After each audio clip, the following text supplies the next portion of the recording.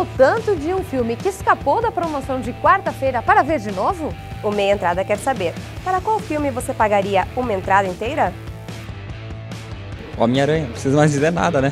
V de Vingança. Homem de Ferro. A Superman não dá, mas aquele antigo, de 78. Sin City e 300 e Batman. Batman, com certeza. Batman. Por que vocês acham que quando as pessoas pensam em história em quadrinho, elas pensam em super-heróis? Se desenvolveu durante o século XX essa ideia do mercado forte para os super-heróis dos quadrinhos, nos Estados Unidos, né, principalmente.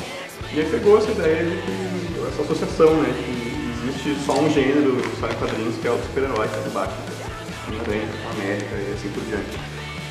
Então, é um mercado que ficou muito forte, até hoje é bastante forte, e só de a partir da década de 60 começou a mudar um pouquinho, né, que entrou outro tipo de perspectiva da história em quadrinhos, e só hoje mesmo começa a pegar, chama quadrinhos de literatura, chama quadrinhos para fazer histórias que não são super-heróis, aceita que o gibi faça sobre uma expatriada ariana, que se faça sobre crime, fale sobre, sei lá, filosofia até no gibi. Isso pegou nos Estados Unidos, nem no Brasil a gente tem essa tradição de super-heróis. E na França tem muito mais gibi que nos Estados Unidos que no Brasil, e no Japão tem mais também. E no Japão, na França, no Brasil não é super-herói, é só uma questão americana, né? A gente vive. E é o que vem pra mídia, né? Imperialismo e tal.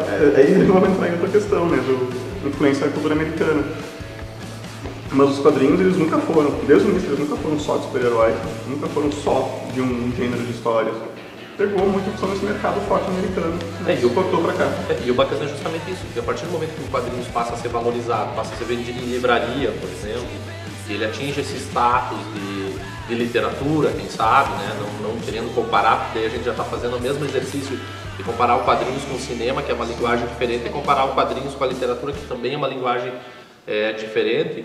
Mas quando você começa a interpretar dessa forma, você começa a perceber que isso é uma perspectiva e o mercado começa a assumir isso de uma forma mais interessante, é que começam a surgir novas produções justamente abordando outras perspectivas.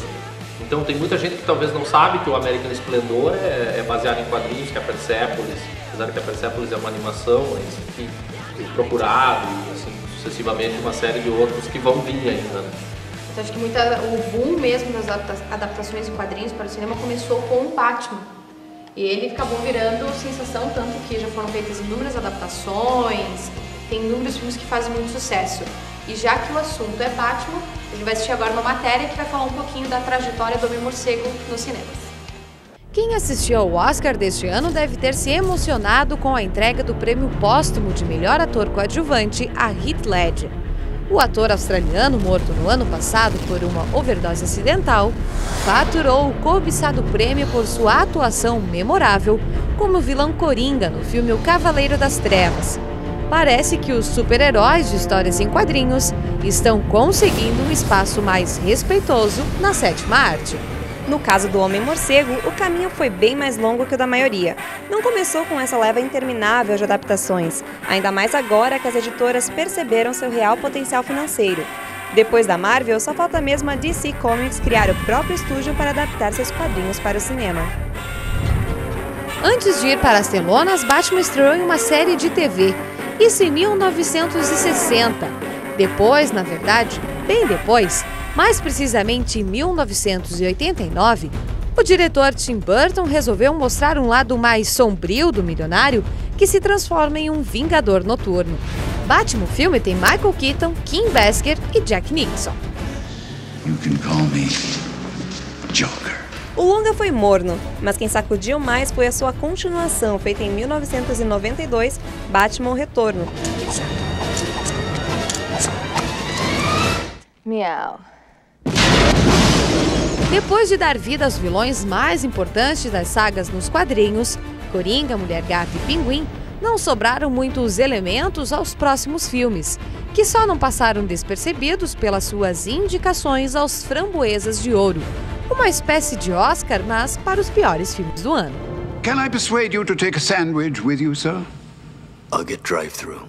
Joel Schumacher fez em 1995 Batman Eternamente. Finalmente trouxe Robin, vivido por Chris O'Donnell, e ainda Jim Carrey como Charada e Tommy Lee Jones como Duas Caras. Let's see if you bleed green. Como se não bastasse, em 1997, Schumacher tentou novamente com Batman e Robin. Nice catch. You break it, you buy it. Em 2005 veio a redenção. I'm Batman. Dar um filme para alguém que entendia dos quadrinhos ou pelo menos entendia a essência do personagem. Christopher Nolan ignorou por completo todos os filmes anteriores e fez Batman Begins, que, como o próprio nome diz, iria mostrar a origem do personagem. Christian Bale como Bruce Wayne nos dá muito mais que um Mauricinho que resolveu combater o crime. What bets, Master Wayne? Bets frighten me. This time my enemies shared my dread. Ainda tem Gary Oldman como Tenente Gordon. I gotta get me one of those. E até o mordomo Alfred recebeu um nome de peso, Michael Caine. Nolan tentou algo novo também com os vilões, como o lendário Ra's al Ghul e o esquecido Espantalho. They scream and they cry. Which is your day now? O resultado foi tão bom tanto para os fãs quanto para as bilheterias que Nolan repetiu a dose no ano passado e nos deu o Cavaleiro das Trevas, que além de dar a Heath Ledger seu papel mais importante como Coringa, Why so serious? deu a Aaron Eckhart a chance de redimir o Duas Caras feito por Tommy Lee Jones de 13 anos antes. I'm sorry, Harvey. No. No, you're not.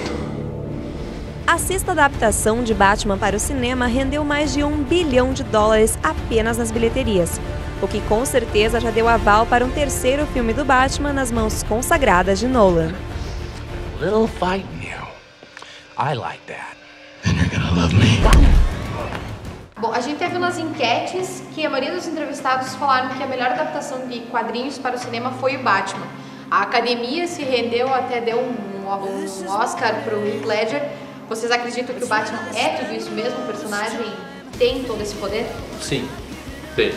É o melhor filme e a melhor adaptação de quadrinhos que já existiu na face da Terra. Se tiver, acho que... Como? Quem falar o contrário, eu vou soltar.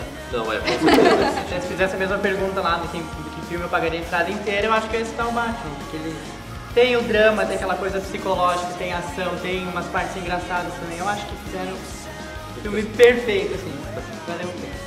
Tá, mas ali no caso do Batman são os 50 anos, né, de gibi, como a gente tinha falado antes, não é que nem a graphic novel que tem começo, meio e fim. E por que então que os primeiros filmes, os 4 primeiros filmes são falados, não, esse você esquece, assista só Batman Begins e Cavaleiro das Trevas? Eu acho que é outra perspectiva de produção, né, dos filmes. Os primeiros eles eram baseados na visão lá do diretor, Tim Burton. Os 2 finais lá dessa década de 90 também são baseados na visão do diretor. E, bom, volta a discussão, o filme é filme, o quadrinho é um quadrinho, né, porque depende do diretor, que o Christopher Nolan, nesses últimos aqui, é muito elogiado, porque tem essa perspectiva ali de como fazendo filme. E o que pegou o Batman, pegaria qualquer outro personagem, qualquer outra história, mas é uma visão do diretor que resultou um filme legal.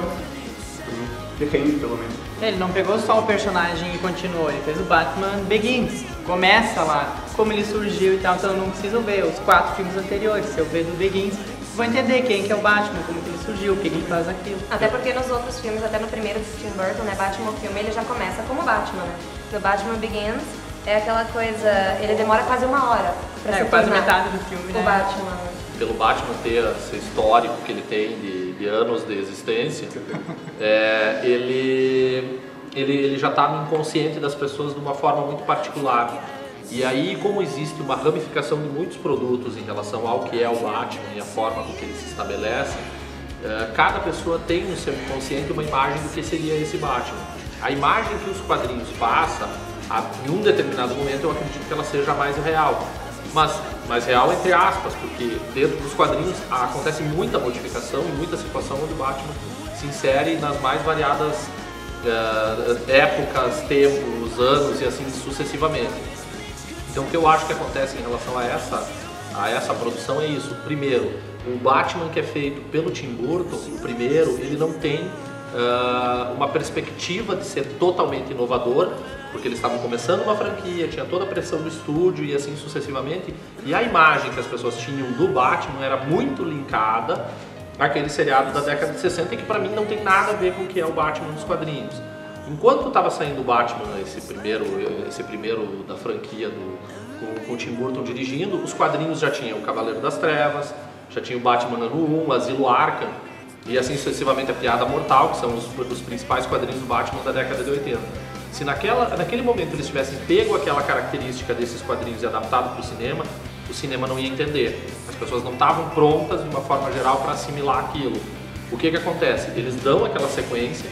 O segundo filme do Tim Burton, para mim, é um filme do Tim Burton e não um filme do Batman. Se você pegar todos os filmes do Tim Burton, você vai ver que ele tem as mesmas características que tem aquele filme. Ele simplesmente escancarou uma série de perspectivas. Então eu até acho bacana, analisando por essa perspectiva. O terceiro e o quarto filme é ridículo, né?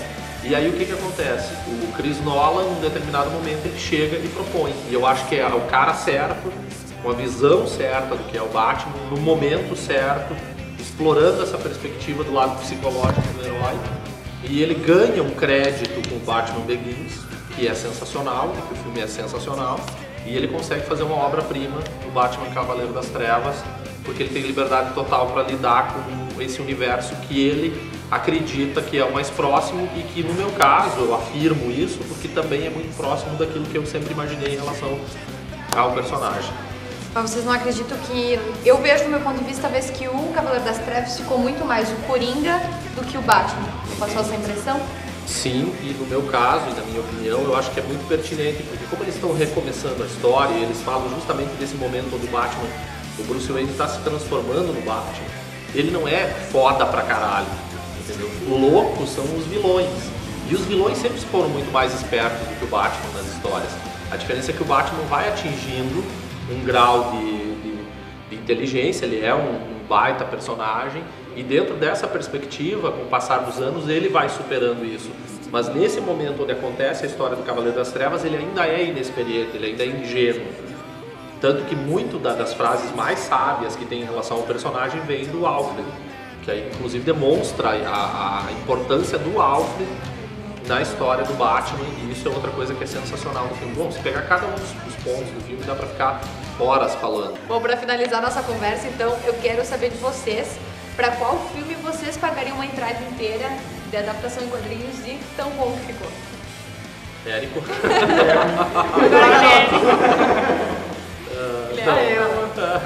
Minha opinião é que a gente tava falando agora, o Batman Cavaleiro das Trevas.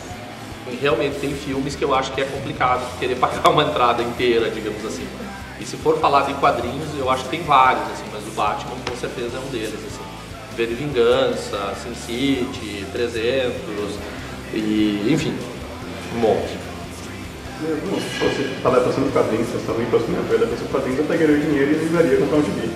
Então tá, agradecendo a presença de vocês, e lembrando Meia Entrada dessa semana discutiu, de fã pra fã, adaptação das histórias em quadrinhos para o cinema. E na semana que vem tem muita música e dança aqui no Meia Entrada, em cartaz, os musicais da Broadway. Você não vai perder, não é mesmo? Até lá!